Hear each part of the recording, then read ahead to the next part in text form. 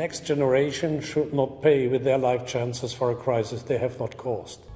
Therefore, the fight against unemployment of young people, perhaps the best educated generation we ever had in Europe, is a high priority. That people in poverty are not excluded from health care is another important step.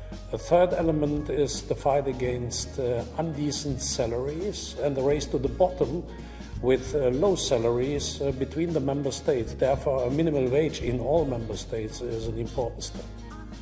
Europe needs to lift 130 million people out of poverty, because I still, and EAPN always defend poverty eradication and not only reduction or alleviation. So what we do now is that effective social policy requires a combination of, on the one hand, protection of human capital, and then we're talking about income security, adequate minimum income protection, notably for families with children, and on the other hand, investment in the development of human capital. And then we're talking about childcare, training, education. The modernisation of social protection systems is one way, but only one way, by which we can try and address poverty and social exclusion in Europe.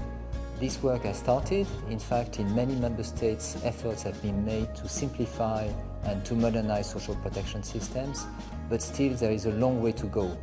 And what we see is that basically social protection systems are not targeted enough, and this happens in regions, also at local level. We ask local authorities to work closer with entrepreneurs and with NGOs to provide simplified, integrated social services for people at local level. The Commission should urge the Member States to make use of the funds, and the Member States should do it. And I think in the frame of the so-called country-specific recommendation, that means proposal of the Commission to the Member States to use in the frame of their budgets money should include not only infrastructural investments, but we should look to improve the social situation. The Commission can help also to develop to support countries not only with practices, with tools, with measurements, with recommendations, but also with funds. A lot of small, local level NGOs find it difficult to access European structural funding because they find it very complex. So we would also like to see some work done on making it easier to apply for, that local organisations can access those funds as well, because change will also happen on local level. You have to know that the local authorities in the cities are very close to the people.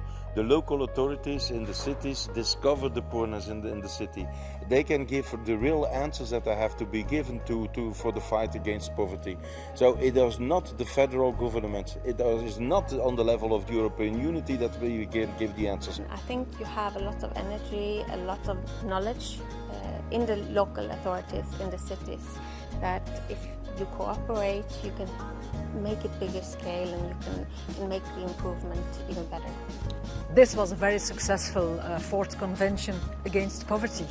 And what I learned as a new commissioner is that the people, the stakeholders that were present here, were really looking for solutions and not for adding more problems to the problems we have and we know already.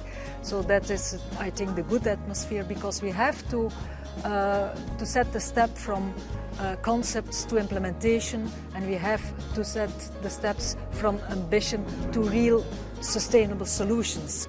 And what I discovered here is the spirit to do that.